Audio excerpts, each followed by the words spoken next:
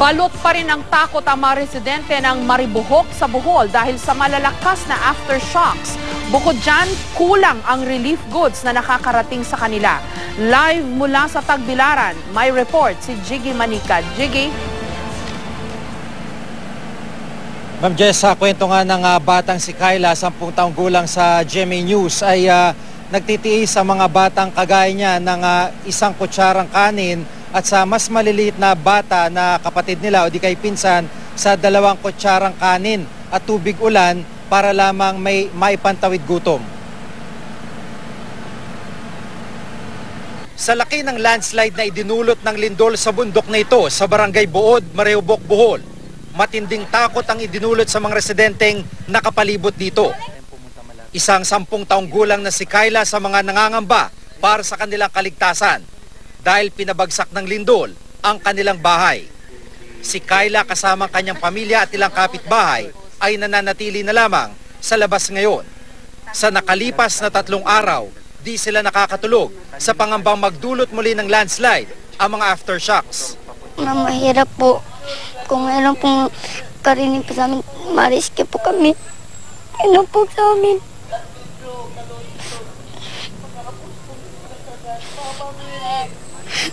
Tuwing may dumadaang helicopter, sumisigaw raw siya para makahingi ng tulong. Anong ginagawa mo pag may helicopter na dumadaan dito? Sumisigaw lang pong tulong. Bigyan kami ng tubig. Hindi po kami binigyan. Kanina lang kasi may dumating na relief goods sa kanilang lugar. 1 kilong bigas at ilang delata. At dahil 2 po silang naghahati-hati, mga bata na lamang ang pinapakain ng kanilang mga magulang. Binigyan kayong bigas, paano nyo pinaghahati-hatian yung 1 kilo? Taga-isa po ng bahay namin, mga 3 kilo lang. Sa dami namin, mga 20 kami dyan sa nag-iipon. Hati po. Gano'ng karami isang tao nakakain? Ilang kutsara? Kung bata po, 1 lang po. Pero kung malaki-laki, pero yung sinasiguro po ang bata po, mga 2. Tapos yung maliit pa, bata pa ay 1. 1 kutsara sa maliit na bata? O, tapos pinapainom lang ng tubig. Tubig ulan po. Wala kaming tent. Wala kaming masilungan pag umuulan. Kagaya kagabi. Sa mga kalye papasok ng bayan ng Maribohok, nakasulat ang mensahe ng mga residente sa pag-asang mapapansin sila ng mga umiikot na helicopter. Papasok pa lamang tayo sa bayan ng Maribohok dito sa Bohol at ito ang sinapit ng isang bahagi ng kanilang kalsada. Yung ibang bahagi ay umalon pero dito malapit sa aking kinatatayuan, literal na bumuka yung lupa at umangat ang mismong kalsada na ito. At sa dami ng mga pinsalang inabot ay isa ang bahay na ito sa mga tiyak na hindi na mapapakinabangan pa. Bukod sa pagkain at tubig, nangangailangan din sila ng mga tulugan at gamot para sa mga nagkakasakit na. Kanina habang nananawagan si Kyla kay Pangulong Noynoy Aquino, isang aftershock na naman ang aming naramdaman. Mahal na Pangulo, kung naririnig mo rin ako, sana po bigyan kami ng gamot at tubig. Yun lang po ang inihiling namin at ng bigas. Sana po na i-rescue kami sa madali pang lugar. Hindi pa yung mag-landslide. Lumilindol ngayon. Lumilindol. Medyo yumayanig po. Yumayanig po ngayon habang nag-interview kami. Takot ka ba? Opo. Ramdam na kamatakot. Dito lang tayo. Wala namang babagsak o matutumba sa atin. Baka yung matumba yung akasya po. Sa kabila ng pinagdadaanan ngayon, hindi pa rin nawawalan ng pag-asa si Kyla na mababalik din sa dati ang kanilang buhay at muli siyang makakapag-aral.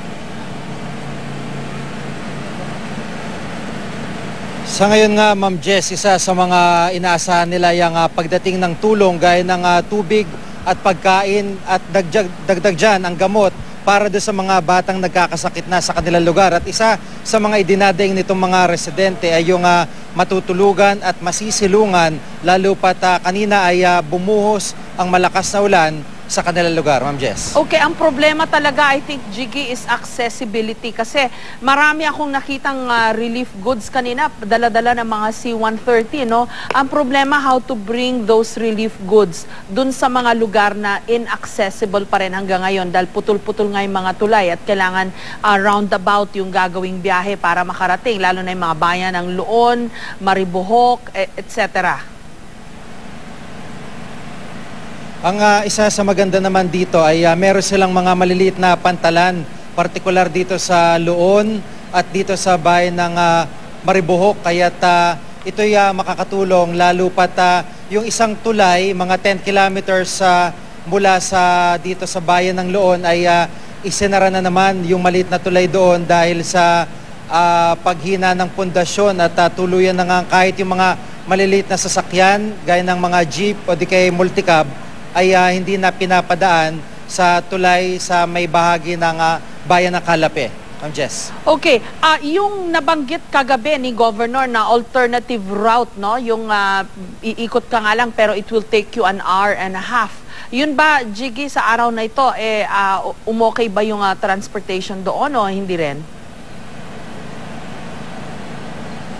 Nakakalusot dun sa binabanggit na ruta sa bundok ang daan, pero mga ganun ang travel time, mga 1-2 oras. Ang problema lang masyado makitid yung daan at kung sakaling magkaroon ng rock slide o landslide ay habang nagbabiyahe ng mga goods, peligroso rin para sa mga magdadalan to. Kaya isa po sa mas maganda talagang daan ay sa pamamagitan ng dagat gaya ng ginawa ng mga team ng MMDA Rescue nang magbiyahe sila ng equipment at rescue equipment kahapon para sa kanilang operasyon, Ma'am Jess. Okay, so siguro i-prioritize, no? Manawagan siguro tayo. Ayun nga, narinig natin yung panawagan ng mga bata, no? Niwala silang tubig na magagamit. Yung iba pinakita kanina sa 24 oras, yung ipinasasaing, yung maitim-itim na tubig. So priority talaga. I mean, even without the earthquake, kasi problema ang tubig sa Bohol dahil nga limestone ang ilalim niyan, mahirap silang makakuha ng tubig. So, I think kung okay na yung rescue, no? Siyempre priority yon, rescue, retrieval, and I think water and food.